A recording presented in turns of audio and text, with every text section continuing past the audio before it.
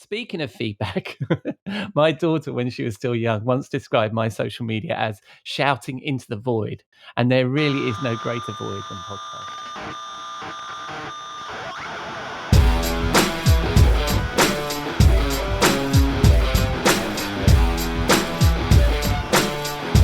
Hello and welcome to episode 250, the Rockstar CMO FM Marketing Podcast. It's Saturday, the 28th of December. I hope you are surviving the holidays and staying as sane as you feel you need to be. I'm your host, Ian Truscott. I'm not a rock star, but I am a CMO. And on this podcast, I chat with chums and share our marketing street knowledge that we hope will bring out the rockstar marketer in you. Come say hello. You can find us at rockstarcmo.com or Rockstar CMO on LinkedIn. This week, the Rockstar Studio is quiet as my regular guest takes some time off for the holidays. So it's just me. And as it's the 250th episode, I'm not going to play you reruns. I will go a bit meta and talk about this podcast, some marketing lessons I've learned from it, and what's next for this podcast in 2025. But first, we need to pay the bar tab. I'll be back in a moment. We'll be right back. We'll be right back.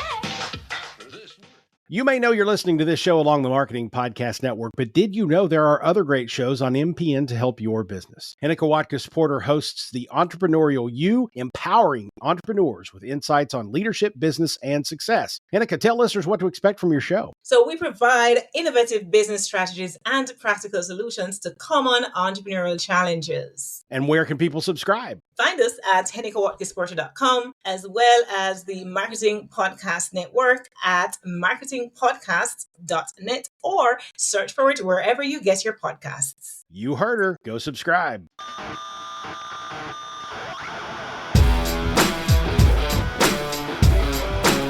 So here we go, podcasting. It's a bit meta, but we're not really talked about podcasting on this podcast over the last 5 years. We've had a couple of interviews, but as I promised you, no reruns. I thought I'd share a bit about what I've learned from podcasting, having done this weekly now for, as I say, almost 5 years. I admit, as I scripted this, I might be taking you on a little bit of a ramble. I haven't done many monologues for this show before, and this is probably going to be the longest. I'm going to be really interested in knowing how you feel this went. First, I'm going to ponder on whether you or your business should start a podcast, what goals it might contribute to you accomplishing. I'll touch on some of the topics whirling around the podcasting community at the moment, like whether you should be doing video, the challenges of having weekly guests, and well, whether you or maybe I should stop. It might seem like talking about podcasts is a bit old hat in terms of the recent hype. We've probably reached the peak, and maybe there is a saturation point. After all, I've been doing this for 5 years and it wasn't exactly the new kid on the block back then. But if you're marketing a brand new B2B business, or you're creating your new marketing strategy or your marketing plan, you're still going to create a blog, I assume, despite the fact there are a billion blogs out there, as it's an owned location for people to find you and where you can put your thought leadership. So I think there's still a conversation to be had about whether you or your business should have a podcast. Does it matter there are already a billion podcasts? Probably not. It's a place where people can go and hear you. There are, of course, pros and cons, but I think podcasts need to be part of your channel mix. Even if you're not publishing one yourself, you should consider them a channel, either like PR, getting yourself or your executive placed on them, or plain old paid ads where you can reach an often incredibly niche audience. Like, for example, the Marketing Podcast Network that this podcast is part of. All of the 40-odd podcasts on this network are about marketing. So the audience are either interested in marketing or active marketers themselves. So it's a great audience for our sponsors. Hosting a podcast is also an excellent way to network and meet your prospects, chat with influencers in your category, or showcase your clients, which also displays social proof, one of those important behavioral psychology and marketing things, in that a good selection of guests can boost you or your company's credibility as you hang out with the industry cool kids. The drawback is that being the host of an interview show, you're not the expert. The guest is the expert.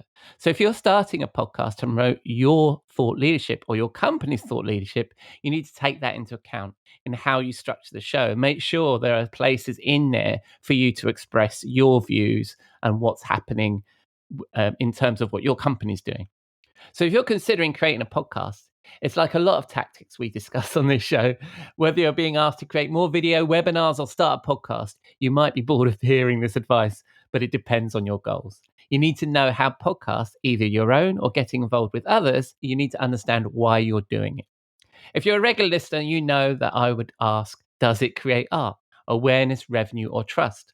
But you have your own goals. I would also keep checking. As I'll mention later, I've changed the format of this show over the years as my goals have changed.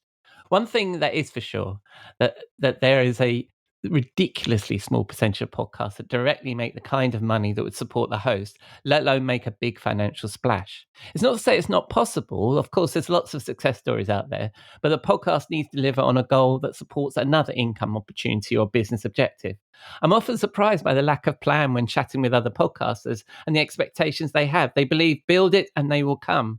But like writing a book for your personal brand or any content tactic for your business, you need to allocate time and budget to build an audience. The content marketing is so true here. And the final thought on goals, something else to toss into the mix in deciding where podcasts sit in your marketing channel mix, is that creating a podcast is a long game. This might be a good argument for sponsoring or acquiring an existing podcast where there is already an established brand and a ready audience. But if not, you're not going to see any return from a podcast for a good long period of time until you really start to build that audience out consistently. And it's easy to give up really quickly when you don't see that. Joe Polizzi, who I often refer to on this podcast in my writing, and is the author of Content Inc., often talks about buying media companies to boost a content marketing strategy. And I assume this advice would also refer to podcasts. Maybe you should look around at the podcasts that are in your space and see if you can create either a commercial relationship with them and become their prime sponsor, or actually buy the podcast outright. So what else have I learned in the last 5 years of doing this? Well, I started this podcast at the end of 2019, and the first episodes were published in early 2020. And you remember what was happening back then. It was like a lot of books and podcasts. It started as a lockdown project during the COVID pandemic, partially to understand this medium, but also to keep networking when everything else was shut down. And also, I'm a big fan of like experimenting with stuff and trying things and seeing what they're like, because it's really hard as a marketer, I think, to understand something new unless you actually try it for yourself. I've already mentioned the value of networking through your podcast, but the first thing I've learned, I think, aside from the networking that I did and the people that I've met, that I'll talk about in a sec, I think is about habits. This is my Saturday morning, every Saturday morning, pretty much for the last 5 years. And I found that when a habit sticks, your life forms around it. Suddenly, I found the time to do this every Saturday morning. I've only missed a couple of weeks in that time. And like any habit, I get mildly anxious if I skip a week. Of course, the advice for any content marketing endeavor, whether it's a blog, podcast, newsletter, or video series, is to show up consistently so you can build an audience and become their habit. I have a US listener who told me that this is their Saturday morning podcast. And so when I'm editing on a Saturday morning, my time, I have them in mind and a kind of a deadline. I want to get this ready for their Saturday morning when they come online. Speaking of feedback, my daughter, when she was still young, once described my social media as shouting into the void. And there really is no greater void than podcasting, to be honest. Just as an aside, when the same daughter, now 20, asked me what I was doing yesterday, and I explained I needed to script a few thousand words for the podcast, she said, "Why not just make it shorter?" Maybe wise words, but you're going to be the best judge of that. So we are shouting into the void, and there really is no greater void than podcasting. I've had some fantastic connections with some of you listeners, but many of you, we've never connected. Only the other day, a long-time listener connected with me and said some lovely things, but that was only after years of listening. So when you're the host of a podcast and you create a podcast, creating that listener engagement is going to be, it could be impossible, it could be quite hard. But that's the nature of the medium. As unlike other digital marketing channels, you get very little reliable engagement data. If I think about how many podcasts I listen to, my life would be less rich without them. But have I connected with the hosts, even left a rating or review? I admit, even though I'm a podcaster myself, I haven't done that very often. They will never know the impact their podcast has on my life. Another content marketing point is the debate about building content, is whether you're building on an audience on rented land.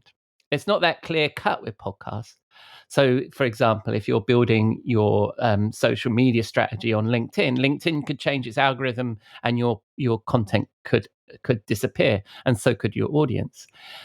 With a podcast, the content is not on rented land in that I own the content, but I don't own the distribution.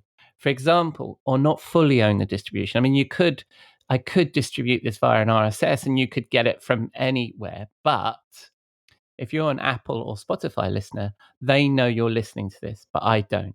But if Apple Podcasts was banned, like the threat hanging over TikTok, or Spotify decided it won't carry podcasts, like Google decides to stop its Google Podcast service, hopefully I wouldn't lose you, my audience. You can easily switch to a different podcast player because I own the content, right? There is also a big debate amongst the podcast community about video. The key reason, I think, is that video has platforms like YouTube that help with discovery, with algorithms that put your content in front of the audience. It's widely reported that YouTube is fueling the growth of video podcasts, whereas audio podcasts don't have that champion. Discoverability is a recognized challenge with any new audio podcast, right? You're just not going to get your content put in front of people the same way that TikTok does, or YouTube does, or Instagram does, or whatever other social media network that you use. But I think video brings a bit of a compromise. I listen to podcasts that have switched to video, and while obviously the watching experience is vastly improved, the experience for the listener, I think, is worse, as you can't resist visual content if you're doing video. And then the host then need to explain to the listener what on earth is going on. It's also way harder to edit video, so the audio result isn't so professional, or the podcast gets more expensive to produce, so it gets harder. So it's tougher on the host to sustain the podcast. Plus, I heard that for at least one show I listened to, and one of my friends is on it, YouTube isn't always delivering the numbers, so it's not a guaranteed success. For the amount of work that you have to put in to create a video podcast, is the juice worth the squeeze? Well, I mean, you need to be the judge of that yourself. I also think there's an intimacy of the audio experience. And of course, if you're like me, you're probably doing something right now, like walking, washing up, driving, whatever it is that I would be interrupting if this was a video, because you'd need to sit and watch it. So I might be an audio holdout, but I think there's an interesting conversation to be had in terms of our rich media marketing in what is a webinar, what is a corporate video, live stream, or podcast, as these things start to bleed into each other. If you're hosting a live video podcast on LinkedIn, what's the difference between that and a live webinar? For me, it's the gating. A webinar is typically an event you register for. If you run a live video podcast, you don't have the list. And it's back to that rented land thing, because you know who knows who's watching it. LinkedIn does. You don't necessarily know that. So let me rewind back to the goals discussion and my goals for this. I started this out of curiosity of the medium, then as a networking opportunity, and this has now developed into two goals. The primary one is to share marketing street knowledge with you, and the other one is to have a regular opportunity to chat with my chums about marketing. There's nothing like that regular cadence of the podcast to encourage you to continually have those conversations. So while sharing with you is really important, what's going on, it's also really important. The conversation itself is really important to me. The other alternative, of course, as I reviewed what I'm doing, was stopping.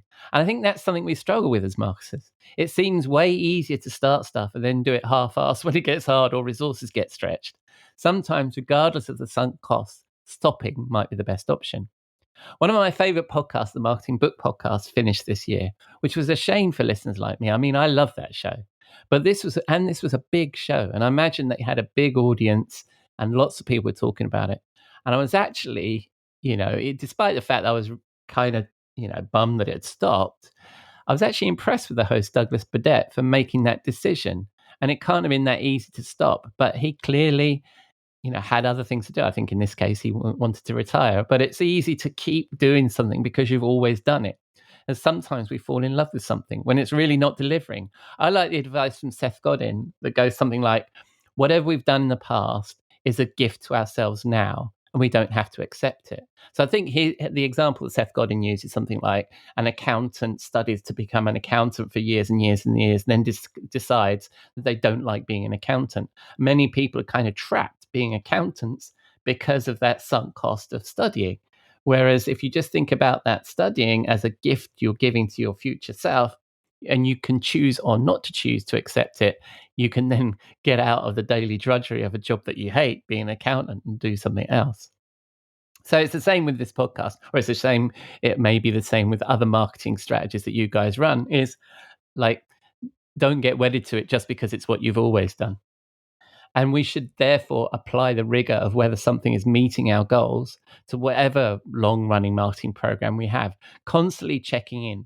Otherwise, before you know it, as I say, you're doing something because you always have. And doing something because you always have then blocks your ability to do anything new. We're always, as marketers, being constantly asked to do new things. And it's very rare for us to say, well, then we're going to need to stop doing this in order to do that. Anyway, so back to my personal goals. I've decided my goal here is to dive deeper into marketing topics with a small group of chums rather than be a platform for a random procession of interviewees. And there's plenty of other podcasts that do that, so I don't need to do that. Plus, if you're going to have a different guest every week, the time cost really shoots up and you need to book and schedule them, often reschedule them, and then deal with the random sound quality in the edit. I've even needed to edit out the sound of a flushing toilet, although the interviewee was not in the toilet, I don't think, at the time. There was clearly one very nearby. I share that with you as it's really easy to underestimate the logistics and prep time of a fresh guest is each week.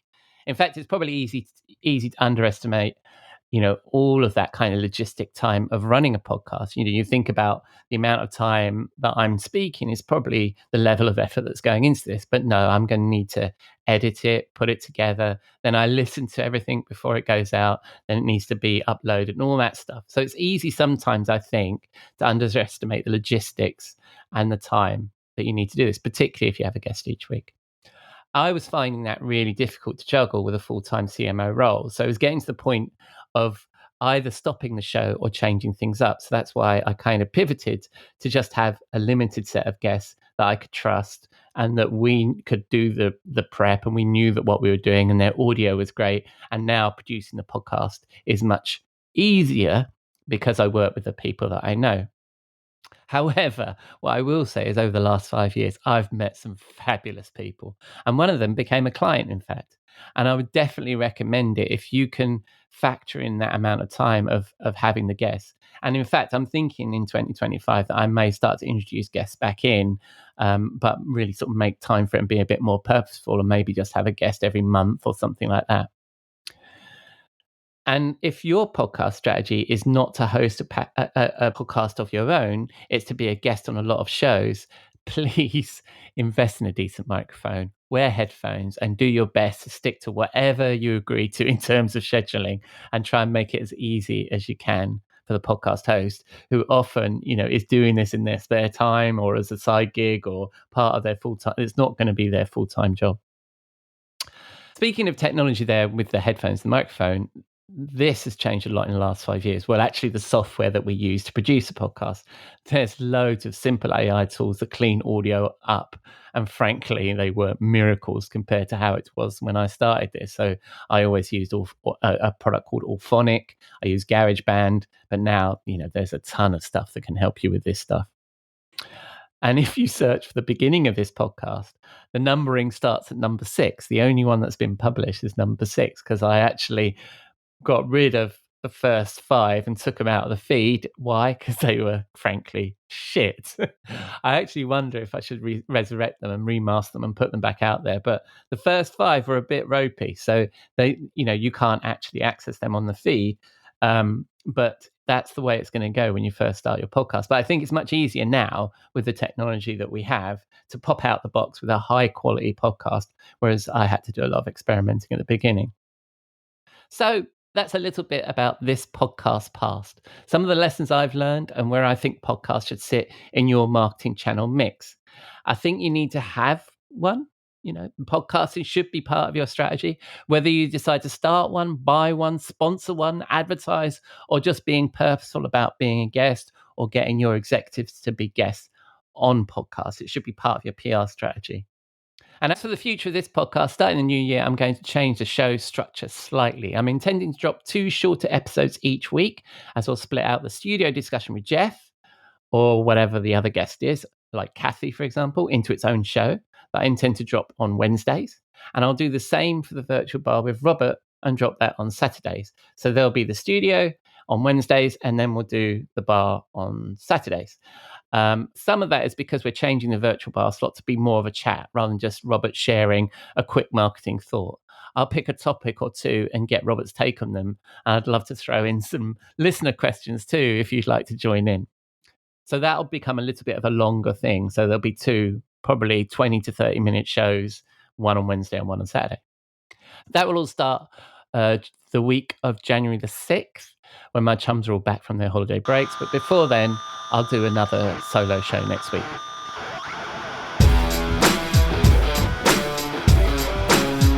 So that's a wrap on episode 250 of the Rockstar CMO FM Marketing Podcast. Thank you for dropping a dime into your podcasting jukebox, selecting our track and jiving along with us. Please spread the word by rating or reviewing us in your favorite podcast app, or just keep listening. I'm glad you're here. I've been your host, Ian Truscott, and you can find links to me and my guests and all the things that I discuss in the show notes on rockstarcmo.com. I hope you like me going solo this week without my usual bandmates, as next week it's more of the same. As we say hello to the new year, I'm going to look at some predictions for B2B marketing in 2025. So I hope you'll again join me here next Saturday on Rockstar CMO FM.